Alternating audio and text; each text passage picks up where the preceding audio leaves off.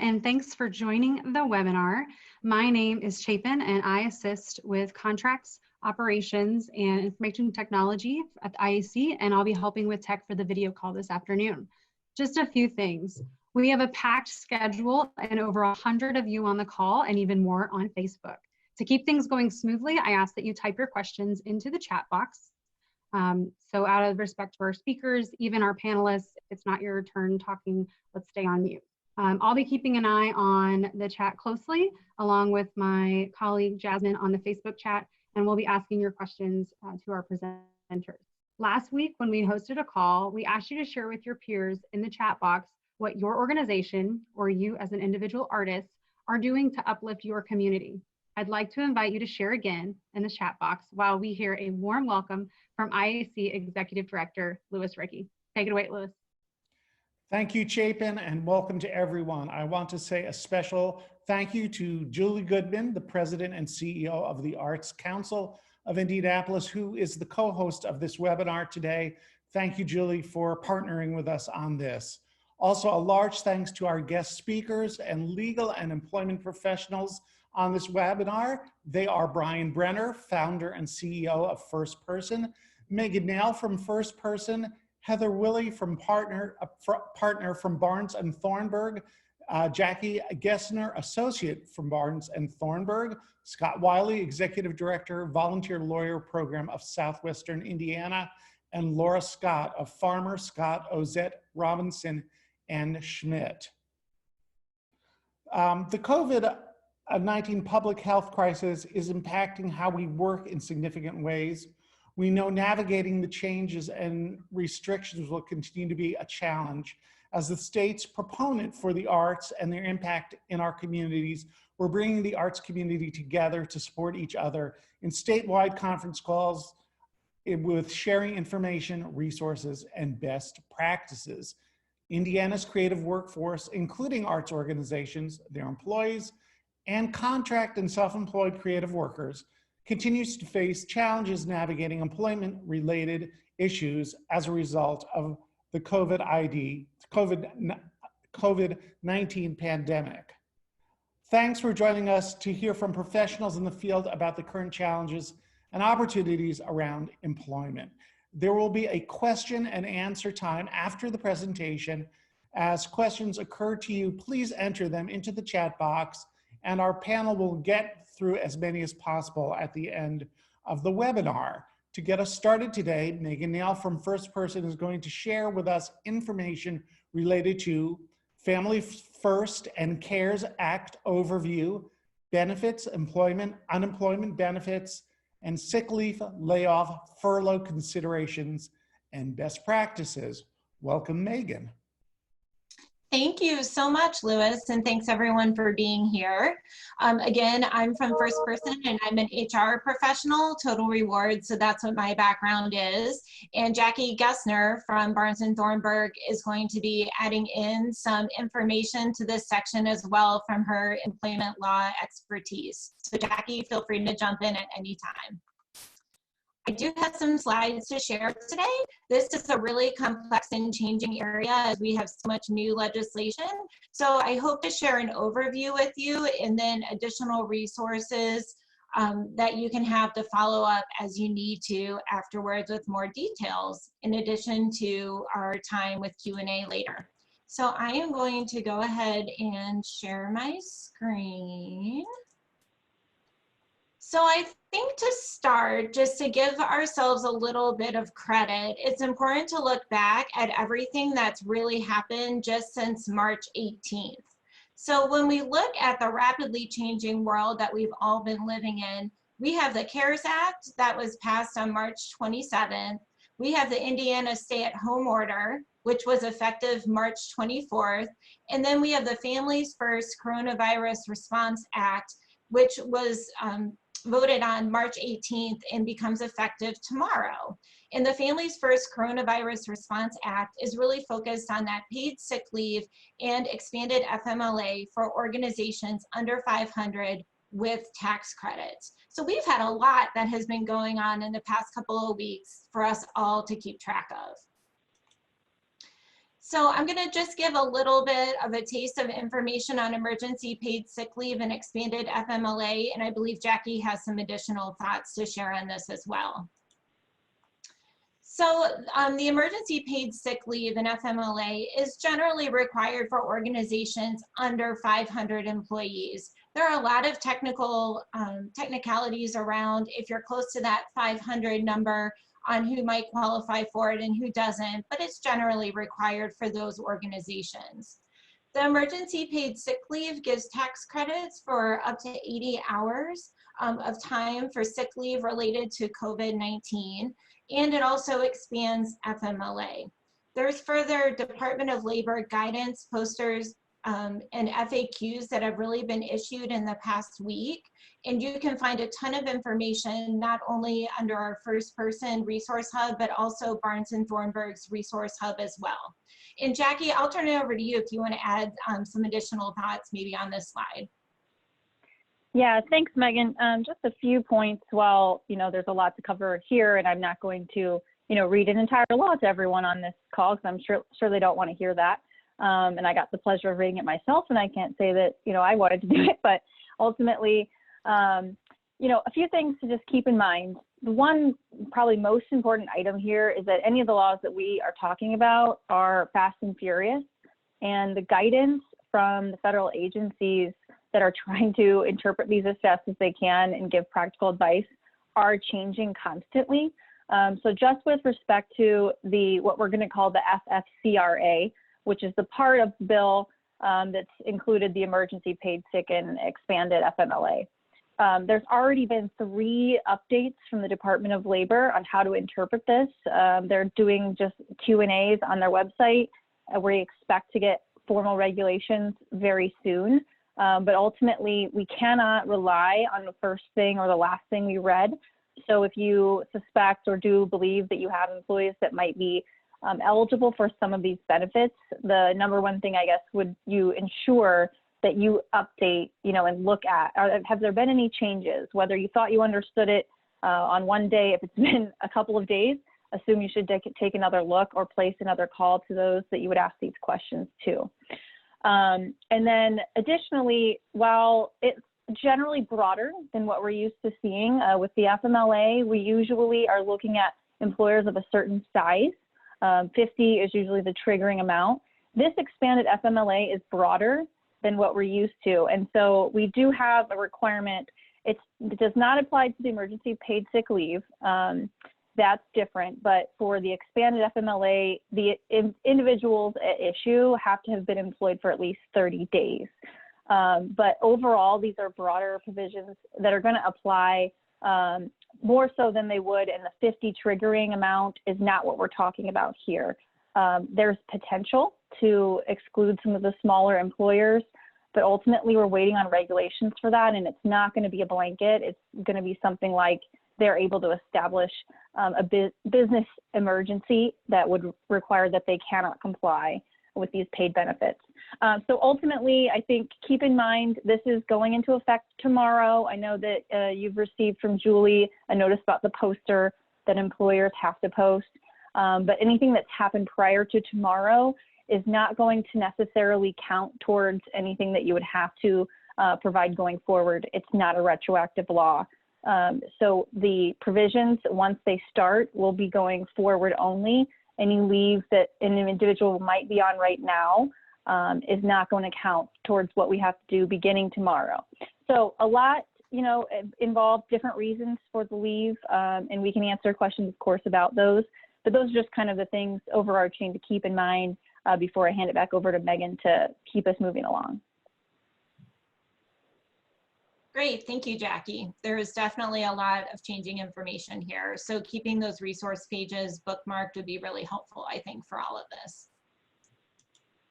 All right, so talking about some different options, I was asked to cover some of those terms and options that you've heard a lot about, likely furlough, layoff, and pay cuts. So let's talk through each one of those and what they mean and what some of those implications are for them. So let's start with a furlough. So a furlough is a mandatory temporary unpaid leave. And that's a way to reduce labor costs without adding new costs like severance and outplacement if you offer those types of programs. The idea behind a furlough is that employees would return when the business improves. So then you would be able to have those same employees back, hopefully, and really reduce any recruiting or retraining costs that you would have if you were hiring a new employee.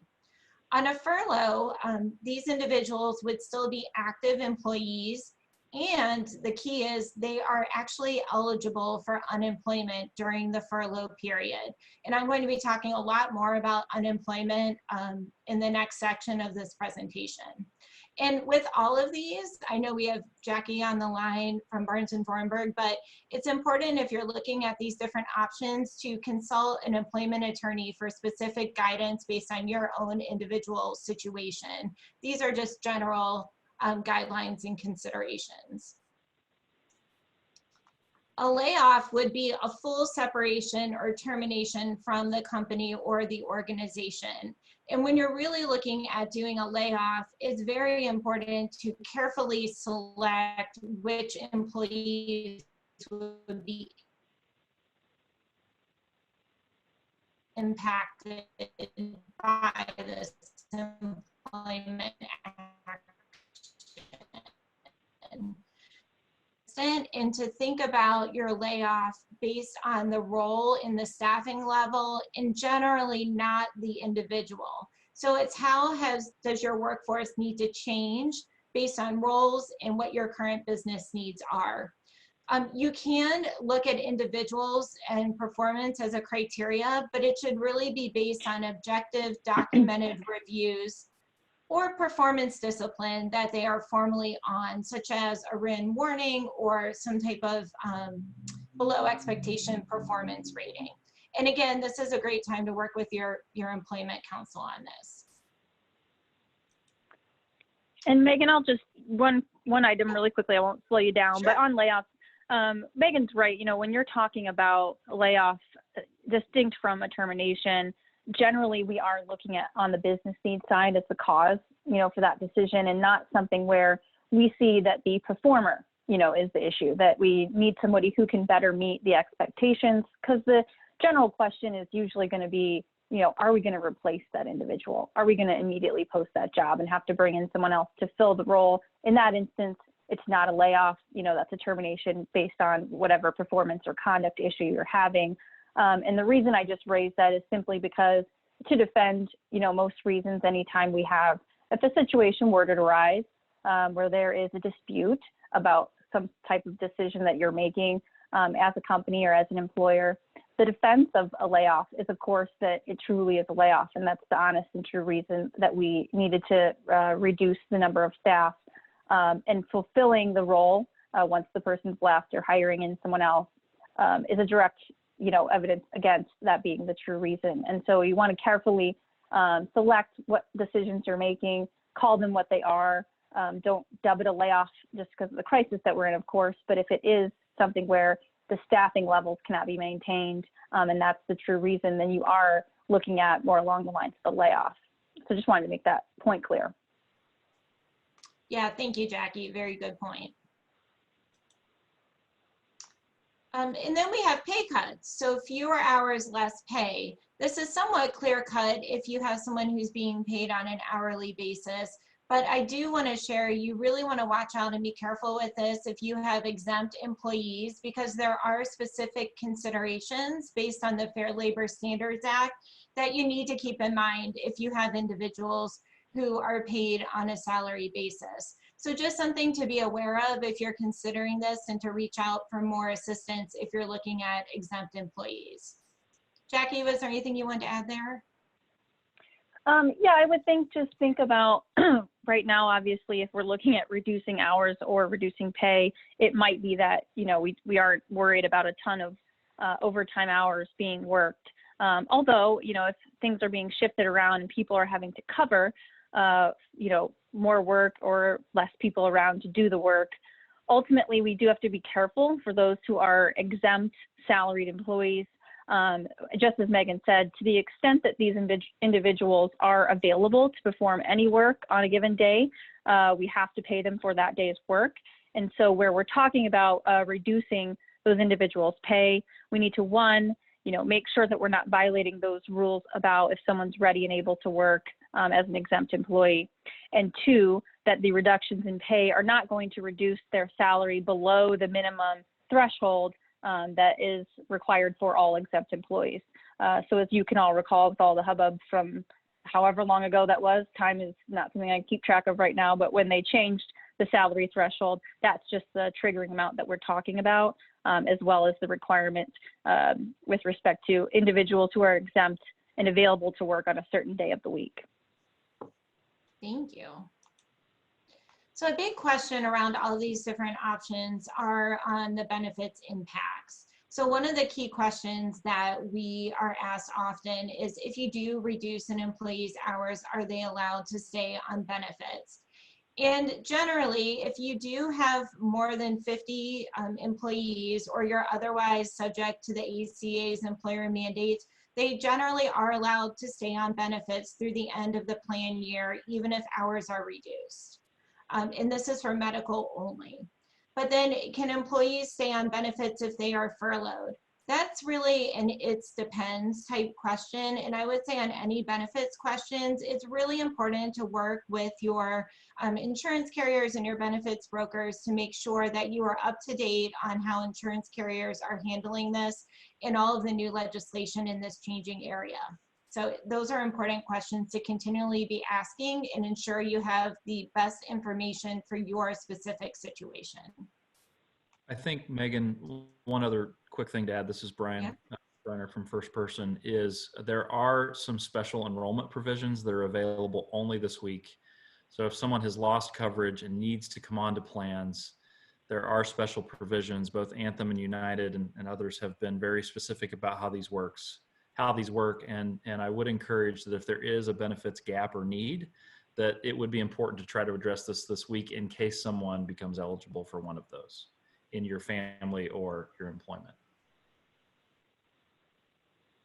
Thanks, Bryan. So now I want to talk a little bit about unemployment so that you're informed on how this is working, because this is another very fast changing area.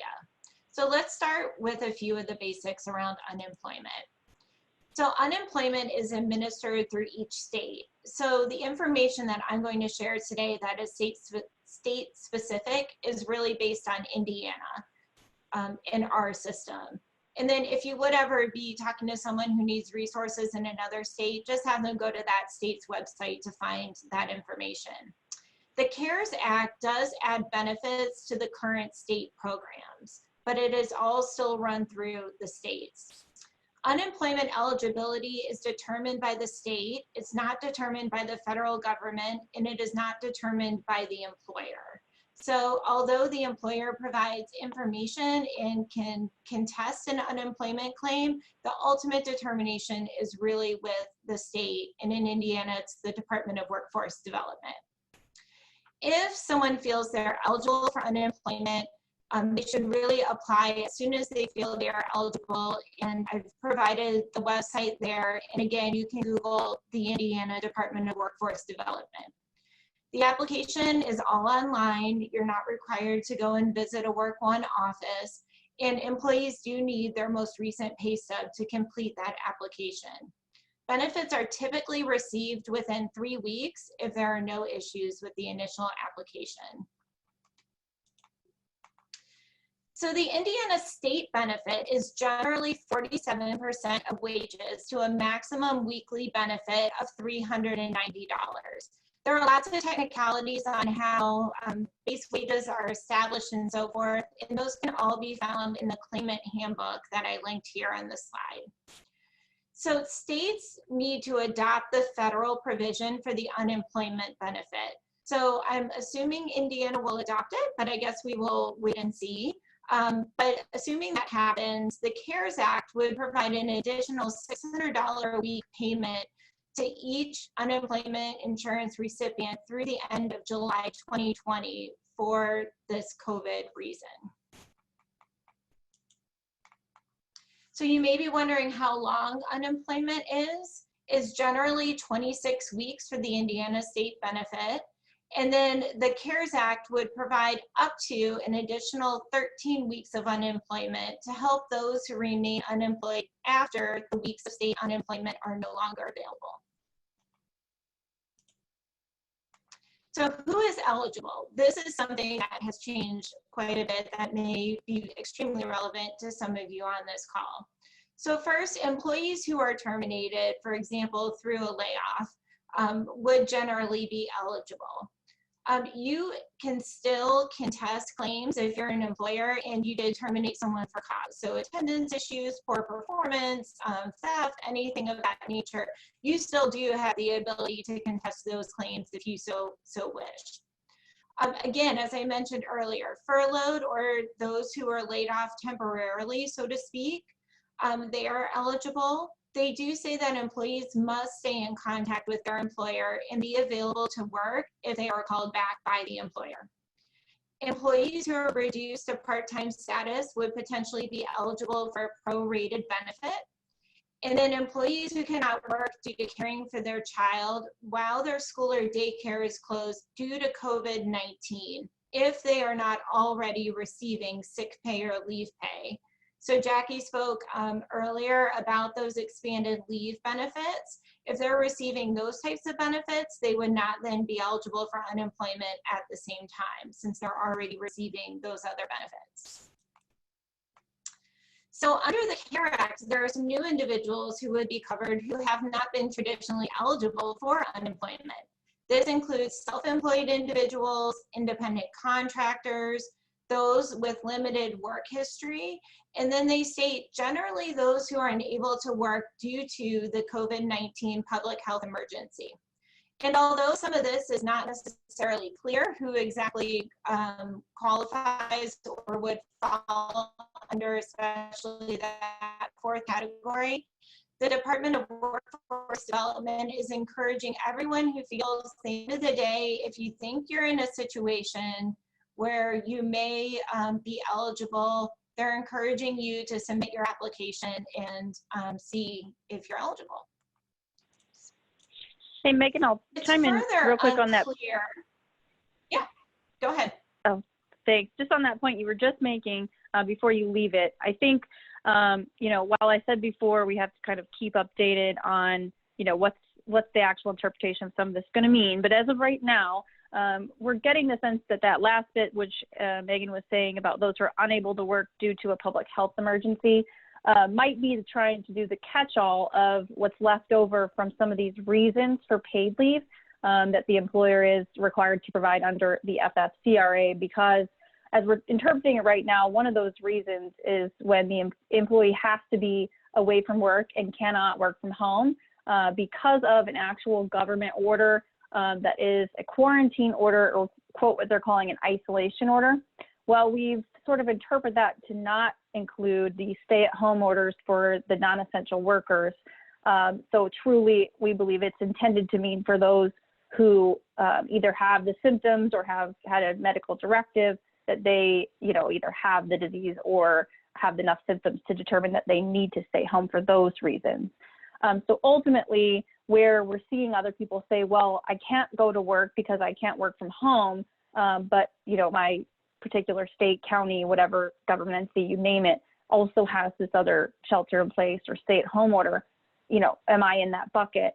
We are right now considering that with all the expansion under the CARES Act on unemployment, we believe that that is actually a situation where the employee should likely be seeking unemployment if they're unable to work for those reasons, you know, with respect to some of these issues about furlough or reduced schedule, and the coverage sort of supplemental unemployment that might be available for those folks. That's how we are interpreting it. Looks like, you know, while not everything is covered under the FFCRA for paid leave, we're sort of doing a balance between, okay, really should that individual be seeking unemployment at this time? And that's how we're viewing those terms until we can get some concrete regulations down the pipe. Great, thanks, Jackie. And it's definitely unclear on this issue, at least as of earlier today, it was still unclear, is that employees who decide to stay home because of COVID-19 with no directive to do so, currently in Indiana, the FAQs state in most cases they would not be eligible. However, the facts of each circumstances are important. And again, file and your claim will be evaluated, to the point Jackie just made, that they're going to look at each of these claims and make a decision. So at the end of the day, file and see what happens. So. Yeah, I think with this one, go ahead. Oh, sorry. But just with this one as well, with everything else, you know, we sort of advise, you know, to seek potential, you know, rights, whatever they might be, so that you didn't fall flat on moving forward on something you might have been entitled to go ahead and do it. You know, even if you get dinged for not being eligible, you've made the efforts to seek the unemployment. And ultimately here, there may be considerations that if you're the employer on this side, has to take to consider, well, are they attempting to get to the doctor, but there's limitations in doing so, and they're attempting to get their symptoms evaluated, to look at that and decide whether or not that really is something that might qualify for paid leave, or if this is truly someone who is fearful of going out. You know, is there some underlying cause for that fear that's beyond just what, you know, all of us are feeling right now? Just choosing or being afraid to go to work where you otherwise can. Generally, we're advising that those folks are going to fall into more of the should probably seek unemployment bucket, rather than someone who, as the employer side, might be entitled to pay leave under the FFCRA.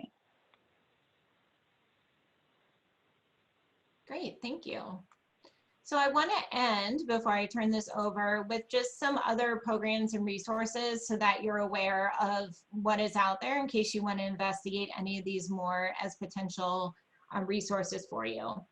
So I'm sure as you're available, or as you've become aware of through the news, the CARES Act does include recovery rebates for individuals, and you see a quick summary here. So the reason why I include this is we have had questions from employers just on exactly what this looks like and what this would mean on the individual level. So I have that there. And then there's also been some relief on the early withdrawal penalty on individual retirement funds for qualified retirement account distributions for up to $100,000.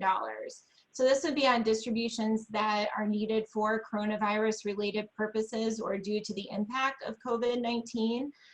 It would be for withdrawals that happened this year in 2020. And they've also waived the required minimum distribution requirements in 2020 for certain IRAs and defined contribution plans. So just something to be aware of as an additional resource. Finally, there are some notes on the ability for employers to provide employees with tax-free payments in different ways, or emergency financial assistance funds that you may wish to establish or use for individual employee needs and hardships during this time. So there are some special provisions that are put in place around this if this is a program that you have or that you're looking to establish during this challenging time. And then finally, we have some much needed or much wished for, although not under this circumstance, tax relief for federal student loan repayments. So employers can provide federal student loan repayment benefits to employees on a tax-free basis from the date of enactment of the CARES Act through the end of this year. And it's up to the $5,250 that we're used to for education assistance or tuition reimbursement. And it's really something that can be a great benefit if that's something that you're looking to provide. It would keep inclusive what all of you've already provided to them. So if you've already provided some tuition assistance or other benefits of this nature, you would have to take that into account when providing additional assistance. And then on the individual side, they've deferred federal student loan payments for 6 months without penalty. So there's more resources on that. So I know this is a ton of information and we barely scratched the surface today, but hopefully we gave you an overview of some of the different things available. We'll be sharing these slides with the organizers of this event so they can in turn share them with you. And we've got included here Barnes and Thornburg's resource page, which is excellent, as well as ours here at First Person, and then some of the direct Indiana unemployment resources that I referenced. So with that, I will turn it back over unless you had anything else you wanted to add, Jackie. No, I think that's a great overview, and of course people will have questions, so I'll just add as well that I think Bridget was going to provide contact information, and of course will be available to anyone who has follow-up questions. I know that Scott as well is a resource for those who need to seek individual legal advice, but you know, it's a lot of information. There's a lot of good resources out there.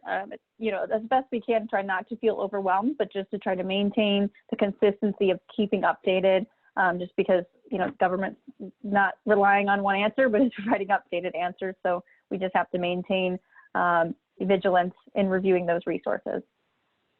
Jackie and Megan, I noticed we're getting some comments and questions on sole proprietors and how they may think of themselves as unemployed. Is that something we could address, or should we wait?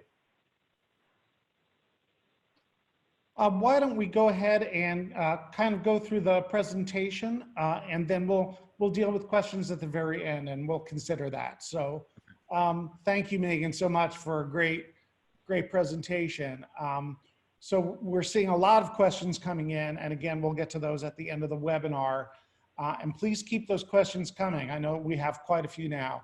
Now I'm going to turn it over to Heather Willey and Jackie Gessner from Barnes and Thornburg to help us understand how newly passed legislation impacts and includes employment considerations for both employers and for workers of all types. Heather and Jackie. Yeah, sure. So from an employer perspective, let me first say, I know many of you are arts organizations, and as a lover of the arts and a board member of the Arts Council of Indianapolis, I want to say how much I'm missing all of you. I miss seeing all of you out. I miss our First Friday events and our cabarets and all the great things that are happening. So my heart is with all of you and with all of our artists throughout Indiana. We have really been working through on a daily basis some of these new pieces of legislation, as well as executive orders and programs coming out of the states, as well as out of all the different local jurisdictions.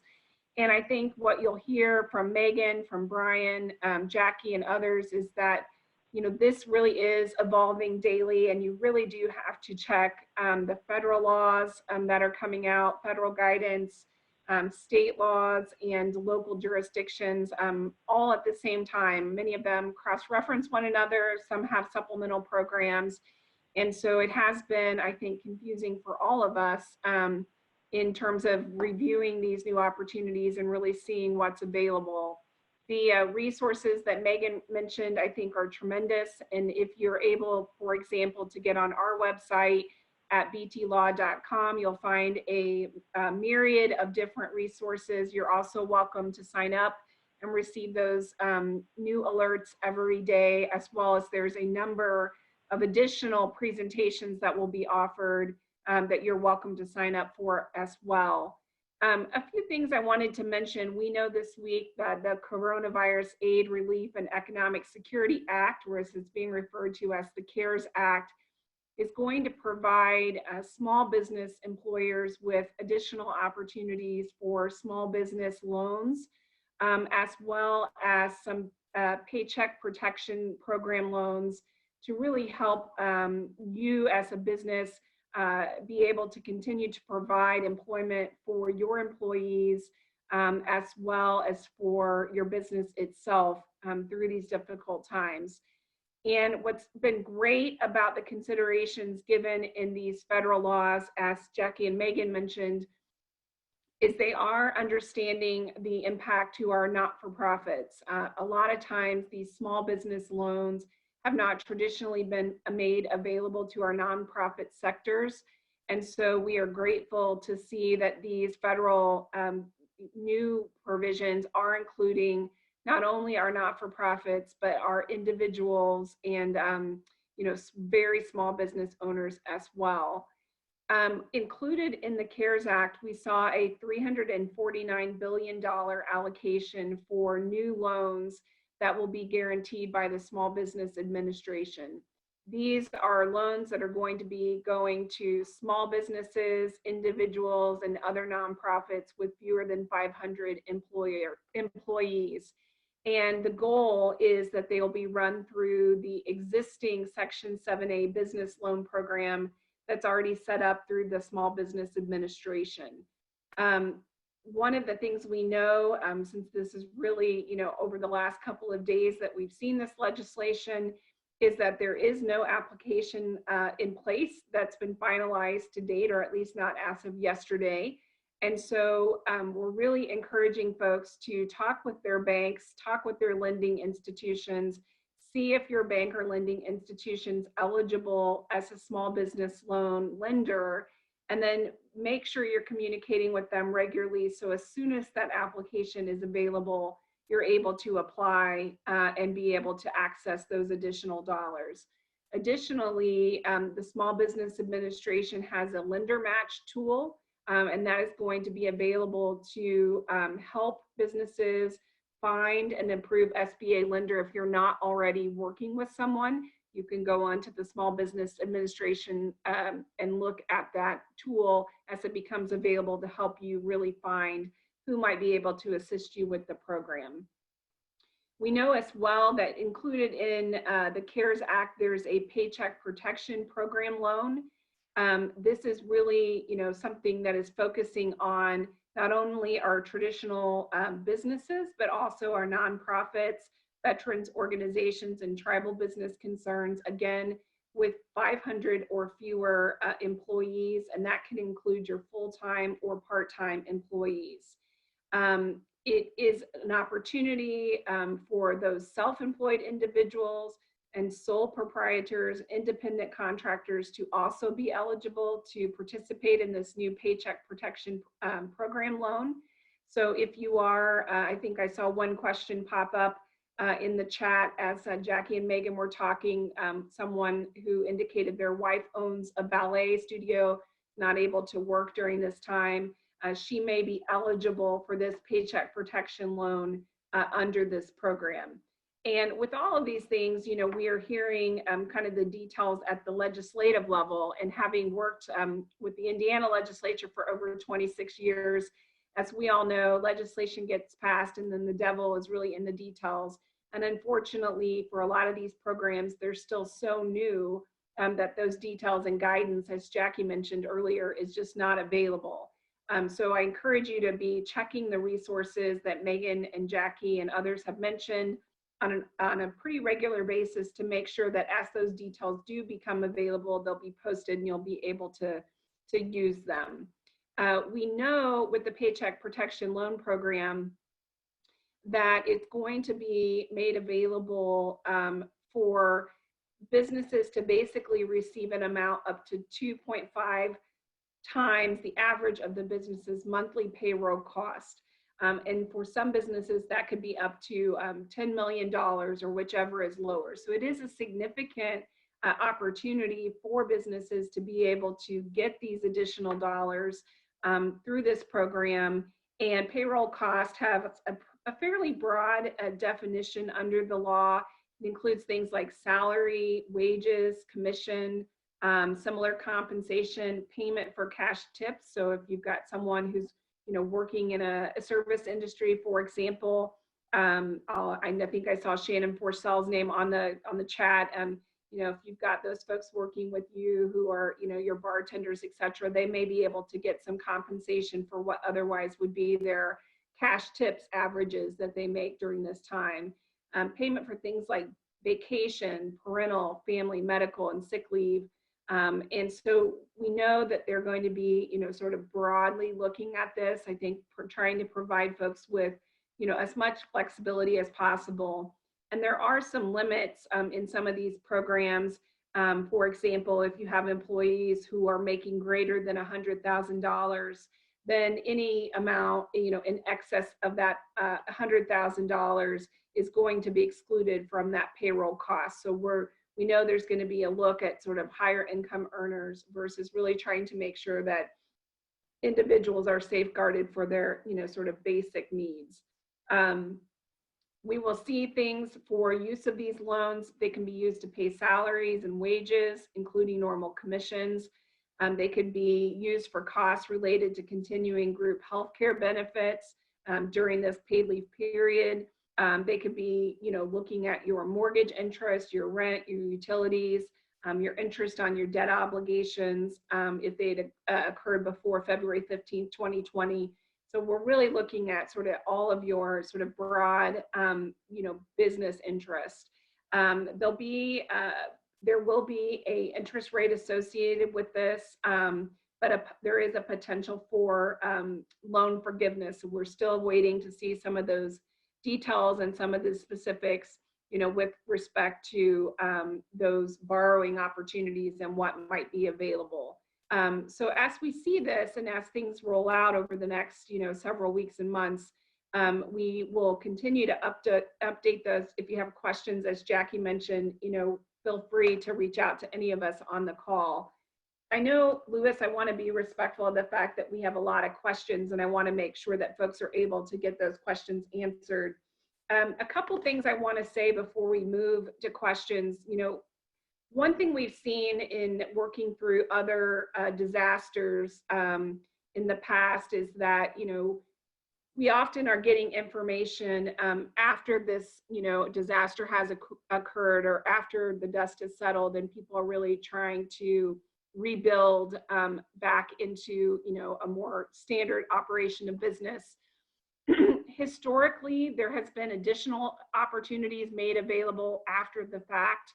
And because we don't know the requirements of many of these programs that are being passed, and we don't know a lot of details, the one advice that I would really be strongly reiterating at every turn with your employees as well as with your colleagues is to please make sure you're keeping very specific accountings of all of your expenditures, all of the lost revenue, any types of additional expenditures you've had to make to be able to, for example, set up your organization on remote work status, making sure that you really just have an itemized receipt of all of those costs and expenses, as well as potential lost revenue.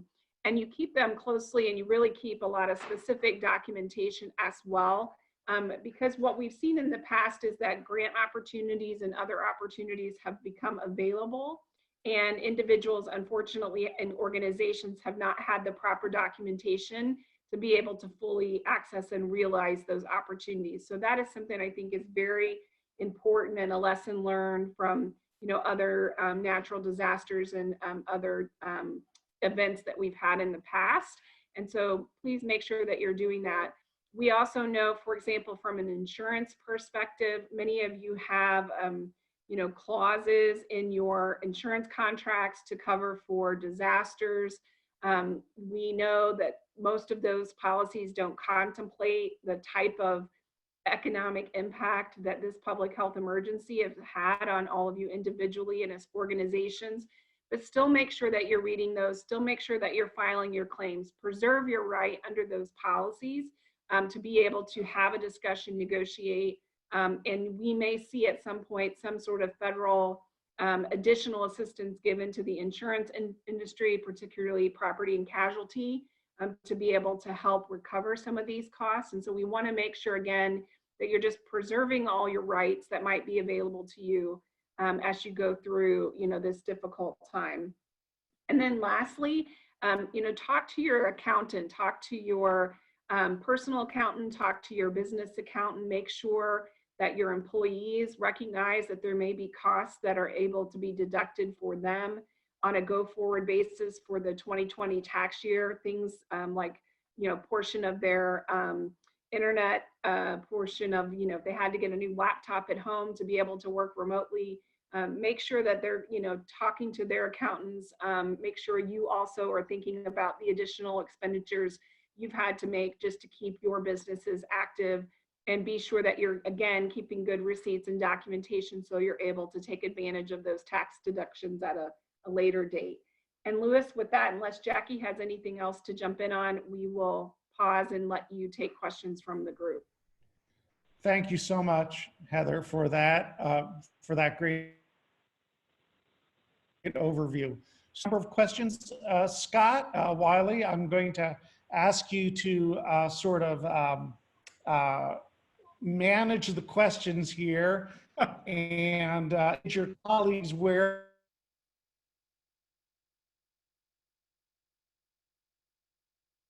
and when appropriate, Bridget's assistance with this. Great. And Louis, I have been, as we've been going through, I have been kind of watching the chat box and the questions. So I'd really encourage folks, if you are listening on Facebook or you're actually on the call with us, if you want to grab an ink pen and a piece of paper, just for a couple of bits of information. We'll also be giving, I think, my contact and other contact information at the end. Bridget is nodding her head yes, so that you can contact folks directly. Because what I want to focus on specifically in the question and answer period are some of the general questions that have started popping up and new ones that come up in the next few minutes. I know several of you have posted very specific questions like, am I eligible for this program, or if this happened to me? And I really encourage you to reach out to, through some of the resources we give you, to an individual employment attorney or someone else for your specific needs about you individually. And we'll try to focus our questions in this remaining period of time as much as we can on the kind of general things that affect us all. We should also really note as well that we have both individual artists who are private individuals who are sole proprietors or have their own businesses on this call, as well as nonprofit organizations.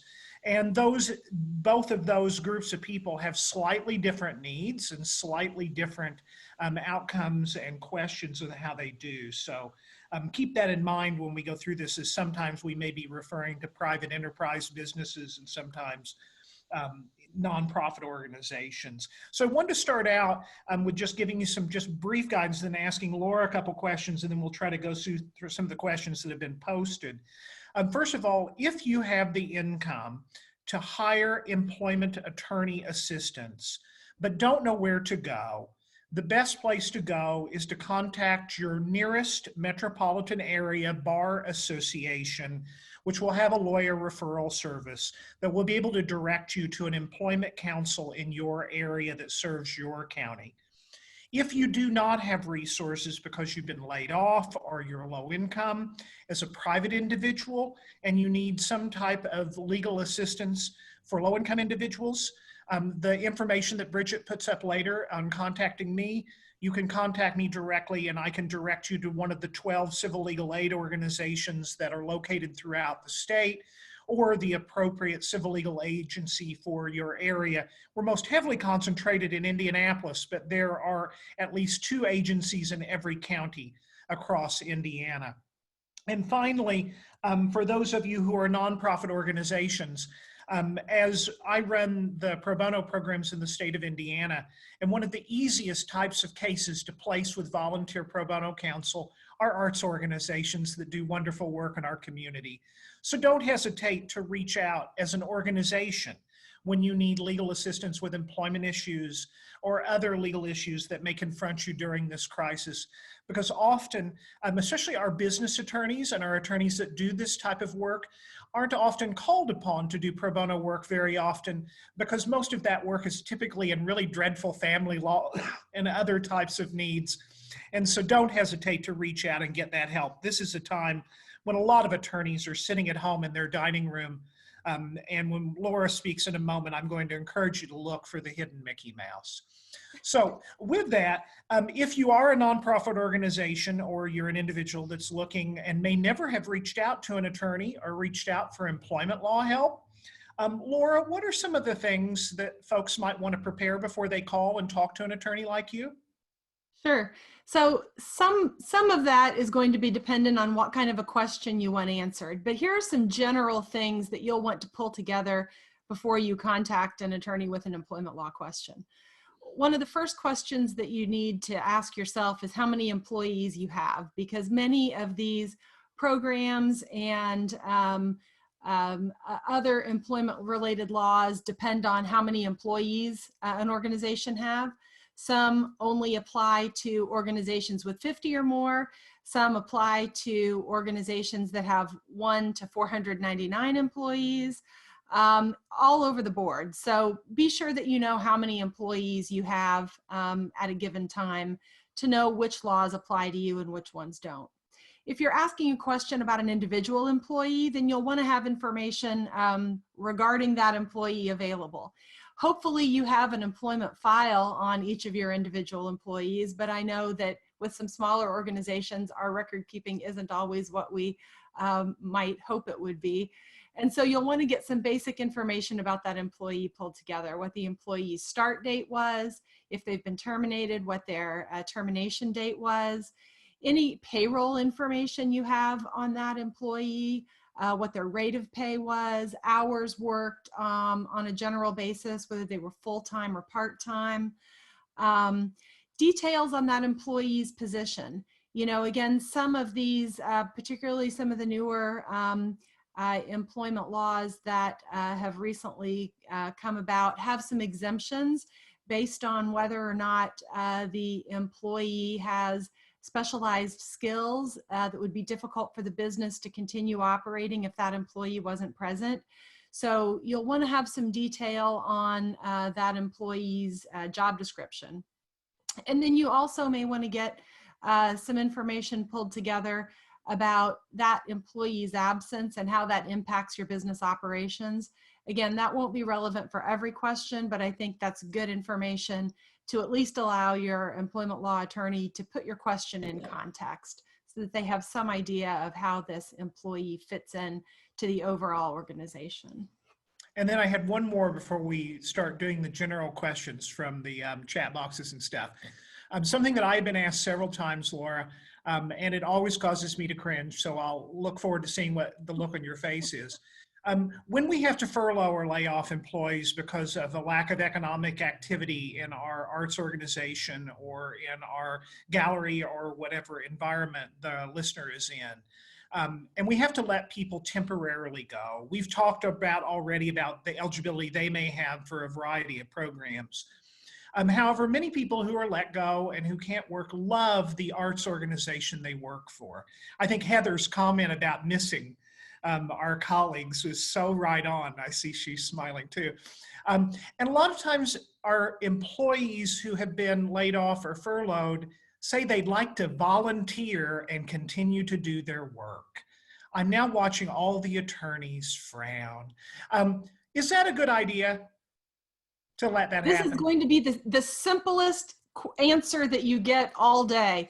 No, the answer is no. Unfortunately, you cannot volunteer your services, even for the wonderful not-for-profits that we have in our area. Yeah, work is work and volunteers are volunteers. Yeah. That's something we hear so often. And we also hear that with, oh, I don't want to be paid overtime. I know we don't have the money. Oh, yes, if those of you are looking on the gallery view, you can just watch all of the attorneys nod their head no. So I'm going to I think, Jackie, this may be good for you or maybe Megan. One of the questions we got asked in the expansion of the FMLA that we talked about earlier, is that expansion only for COVID-19 related illnesses, or is that for any illness? So I can jump in here, Megan, and answer this question. I saw that question pop up. The expansion with respect to paid sick leave. Now, there's a few different reasons for which you can take paid sick leave or the expanded FMLA under the new law, but generally they relate to either one, you yourself are unable to work due to a quarantine or diagnosis or symptoms but seeking treatment for COVID-19, or you're caring for an individual who meets those descriptions I just said. However, there is one additional larger expansion which relates to the need to care for a child due to a closure of a school or the unavailability of childcare. And that would apply to both the paid sick leave and to the expanded FMLA. So they do somewhat work in tandem depending on the reason. But the question about whether it applies to other conditions would be the one where I would say no.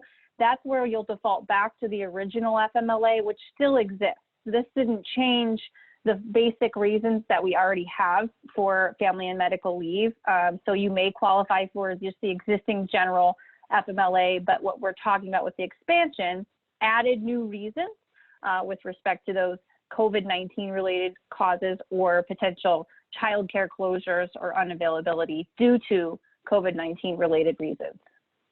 Well, thank you so much for that. And one of the other areas that was, I think, really exciting about this legislation, especially for our artists and for arts organizations, is that a lot of self-employed or individuals that have traditionally not been eligible for any type of unemployment benefits are going to be eligible for some things. And we went over that quite in detail, but there was one piece of that that we had a question on that I think would be useful for everybody to hear. And that is, if you are self-employed as an artist or other folks listening on this, how in the world do you provide your last paycheck stub? How do you prove that income when you're doing? And I just see all the lawyers smiling. Who wants to grab that one? Yeah, I think that is, and you know, anyone else feel free to jump in. That is still being figured out right now. So that is an area where we are still waiting on clarification, and I'm hoping we're going to have that soon. So one of the resources that we're providing are the FAQs from the Indiana Department of Workforce Development, and they're really easy to read and pretty understandable. The last time they were updated was March 26th, so they have not been yet updated again after all of these changes. So I'm checking that daily and can't wait for the next update to come out.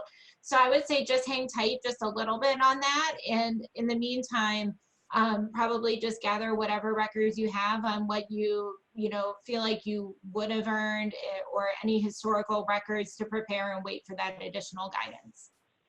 That's great. I think that probably helped a lot of our folks. I see Heather's going to jump in. Yeah, I would also say, I mean, they're going to look at, your tax records in terms of an average income. However, just as any of us, we all have ebbs and flows in our year in terms of when we're more busy or not. And so if you can, as you're working through your documentation, you may want to go back to your, this last tax year, if you've already prepared your taxes, or look across last year and really not only do an average, weekly or monthly income, but also look to see, if there are peaks in your income, and maybe, let's say, unfortunately, March might be your peak, that you are kind of capturing that information and being able to document that as well, so that you are, able to have something to show that this would, normally have yielded you, significant more income in this month or next month. That's great. Thank you. And we had a couple of questions involving some of the financial resources that might be available and coming through the new legislation. One of them, I think, is relatively simple. Whoever has the best knowledge on this, because I don't want to try. We did the slide on how much everyone would likely receive in financial benefits. And one of the questions we had was, what is the qualification for a child? There's some question about when does that cut off, 17, and what about individual children who are in college but are adults? Would they be getting their own check?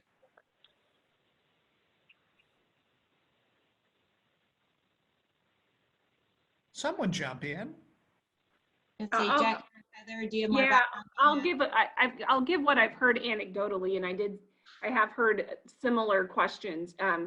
I think what they're going to try to look at is your tax record and whether or not a child is still a dependent or a non-dependent for your purposes of your taxes. There were questions, for example, in a presentation I listened to yesterday, where, let's say, for example, last year the individual would have been a dependent, but this year they're no longer a dependent, but the government has the tax records, last available to them where the individual was listed as a dependent.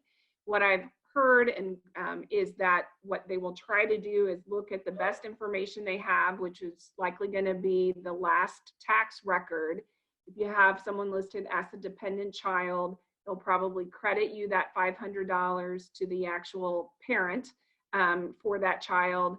And then there'll be some reconciliation, you know, in the 2021 tax year. So they're going to figure out a way, or at least that is the goal, that there won't be any double dipping. But, you know, it's because they are only working in the context largely of the 2019 tax year, that's where they're going to take that information from to determine whether someone is a dependent or not a dependent. I did hear that if you are able to file your taxes and you've already filed your taxes for 2019, I guess I should have said the 2018 tax year, that's where they're going to look back to, because that's what they currently have. If you've already filed for the 2019 tax year, it's my understanding that they're going to try to take that 2019 information. But there's been a lot of confusion, you know, for example, and I think still some unknowns. What if you've moved, for example? How will they know? What if you've changed banks? Will they still have your banking information? So they've encouraged individuals that have been able to, you know, go ahead and finalize their taxes and turn them in, to be able to do that even if you don't, you know, provide any payment at this time, just so they can have the most up-to-date information. But last I understood and last information provided was they're going to look at that 2018 tax year and make a determination based on your income as well as your dependent status, and then provide payment to that address. Great. Thank you so much for that. And then another question, and I don't know if any of us will have the answer to this yet. This may be a stay tuned. But we did have one of our folks asking, and then I'm going to look on the chat again.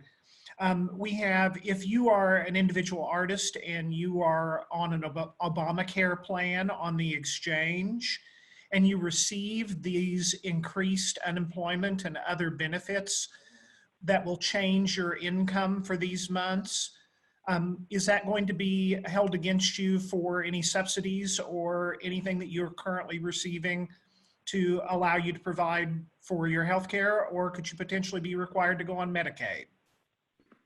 I'll jump in there and I'll say it's probably a to be determined, but what we've seen really, I think across the board, is unprecedented flexibility from an insurance perspective in terms of the benefits being provided. So it will be my expectation that it would not impact your ability to stay on an ACA plan on a go forward basis, that they're really going to look at this as a temporary measure. And then, you know, I would suspect that the current political climate would not be to move from, you know, some sort of marketplace plan to a Medicaid plan. They're going to encourage people to stay in the marketplace to the extent possible. So that would not be something that would be an immediate concern to me, but I would keep documentation of all the benefits. And my guess is they're going to want folks to try to revert back to normal, whatever that looks like, you know, as soon as possible following all of this.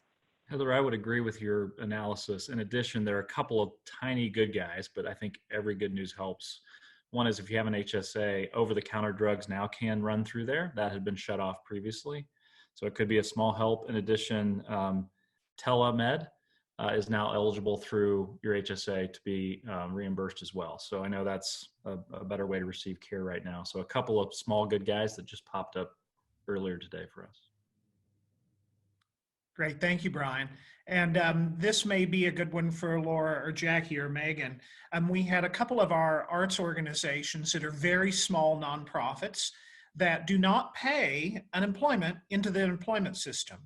We're asking, are they going to be responsible, or will they have financial obligations to repay or pay for these enhanced unemployment benefits if their employees take advantage of that?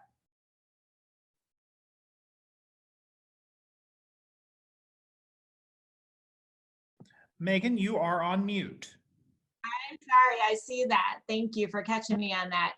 Jackie or Heather, if you have the definitive answer, I welcome that. But my understanding is on the state level, it would still pass through like it normally does. So if you normally pay 100% of that, then that would happen the same way.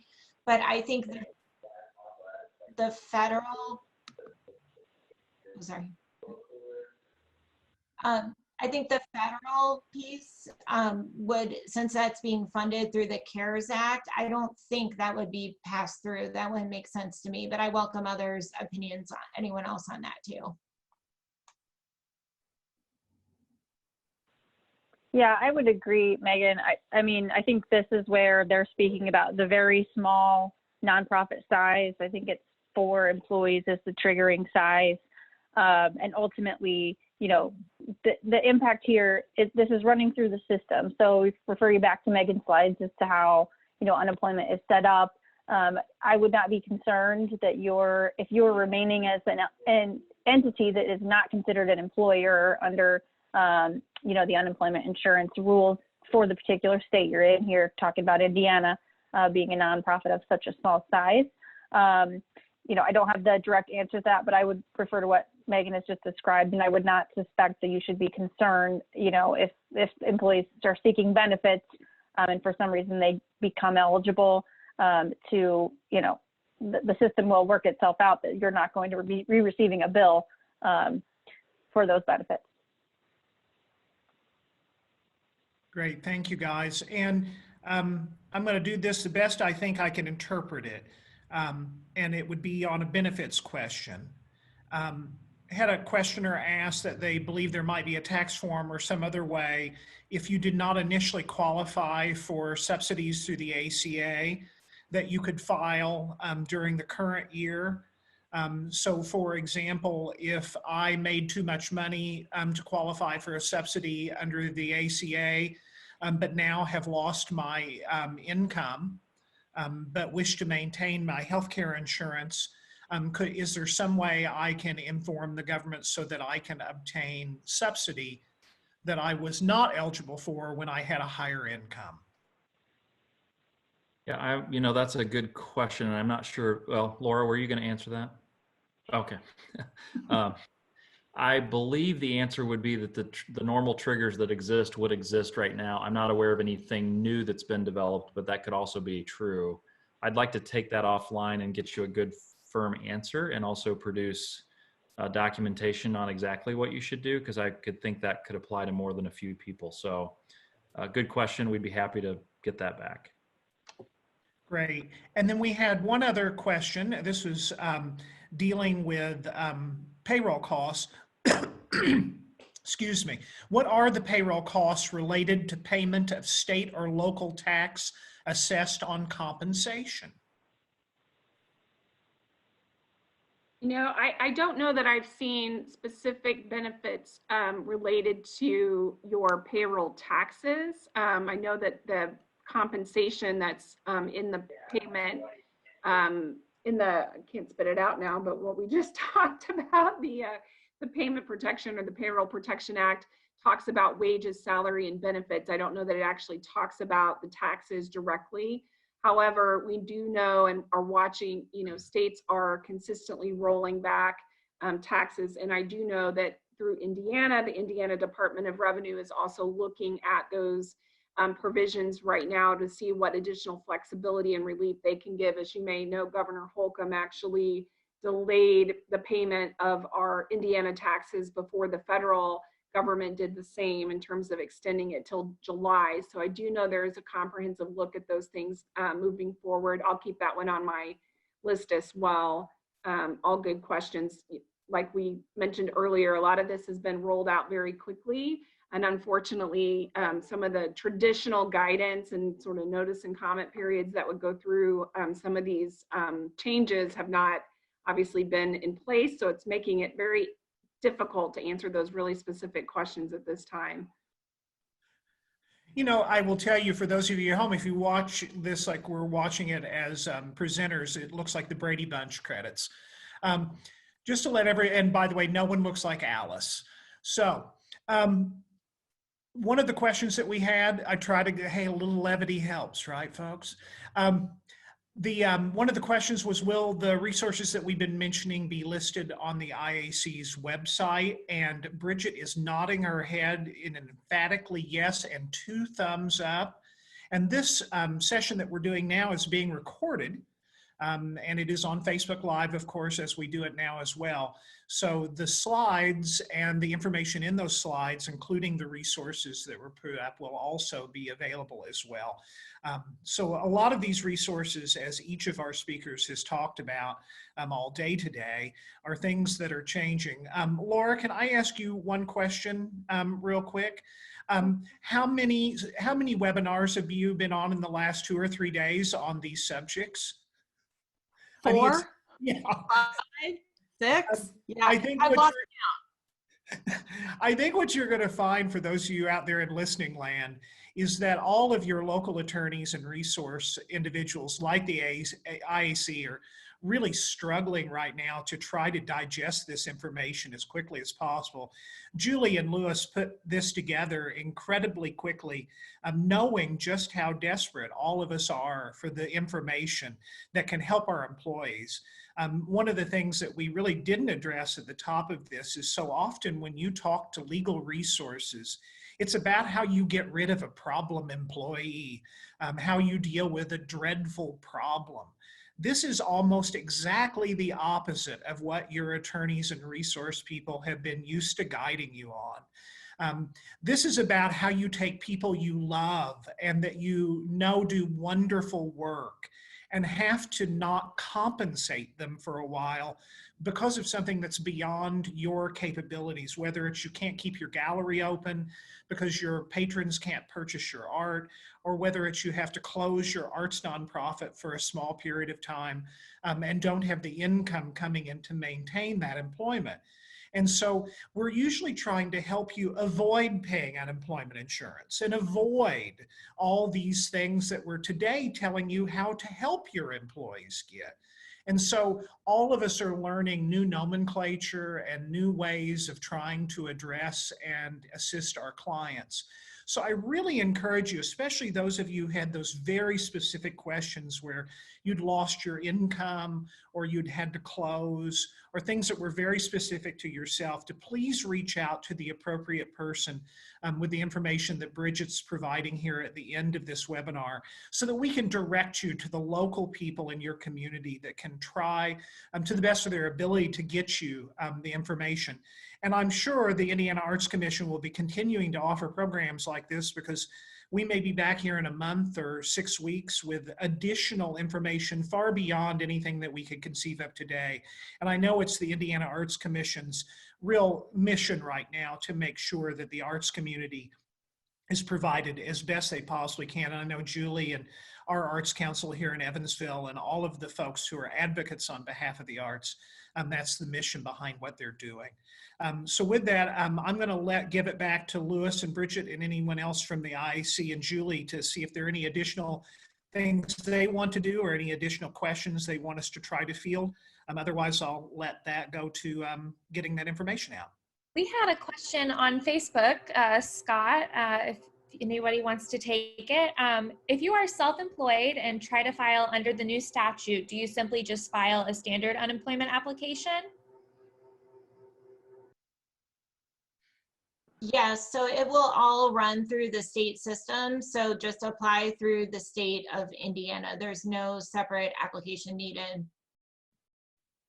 Sort of in accordance with that question a little bit, I had read that as far as the federal unemployment piece, that if of course this new legislation extends to self-employed people, and in states where self-employed people could not file for previously for unemployment, that the federal government would also pay the kind of going rate for that unemployment piece that state would normally pay for someone who worked for an organization for a similar amount of income. Is that true?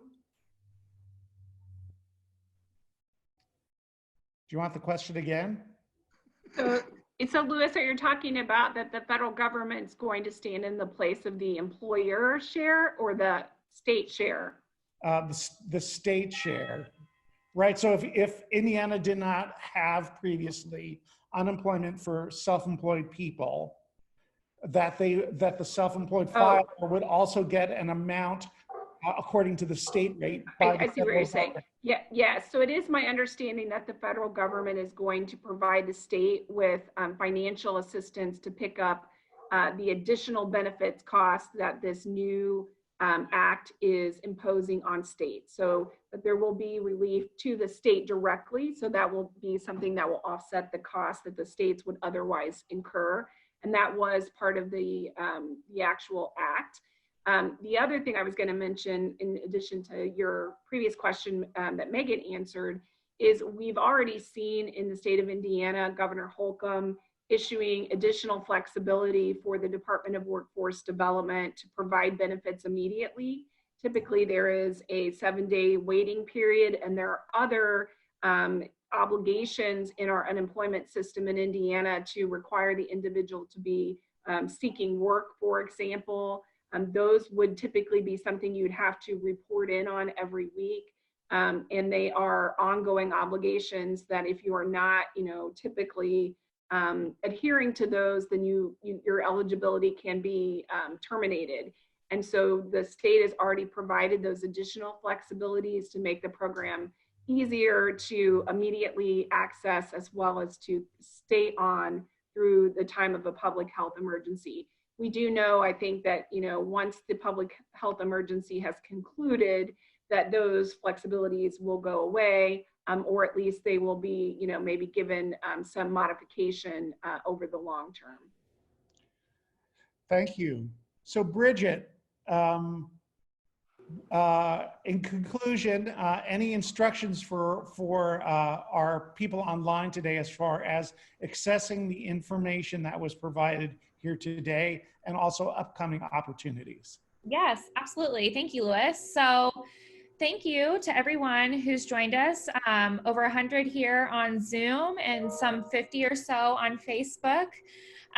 We're so glad to have you here and have you join us and ask these fabulous guest speakers all of your questions. Thank you again, Scott, Jackie, Heather, Laura, Megan, Bryan, and of course the Arts Council of Indianapolis for co-hosting this webinar with us.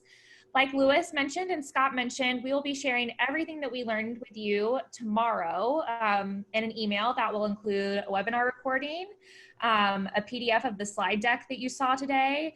There's a great resource page on the Barnes and Thornburg website that we'll be linking to as well. And we'll also be including the contact information that was shared with you today. So you can reach out and get those one-on-one questions answered. I just wanted to mention too that artists, we know that you still have a lot of questions about unemployment and what this means for you. We have a webinar scheduled specifically for you tomorrow. So if you didn't get all your questions answered, please join us again tomorrow, Wednesday, April 1st from 3 to 4 p.m. A link to join that is on our Facebook page and will be sent out again in the follow-up information. We're also tracking down resources and experts to talk about copywriting and streaming in this new world that we're all in on the digital space. So watch your email for more information on that subject and when we'll be coming to you live, probably next week. So stay on your email. We're in this together, and thank you again so much for everybody who joined us and for our wonderful speakers.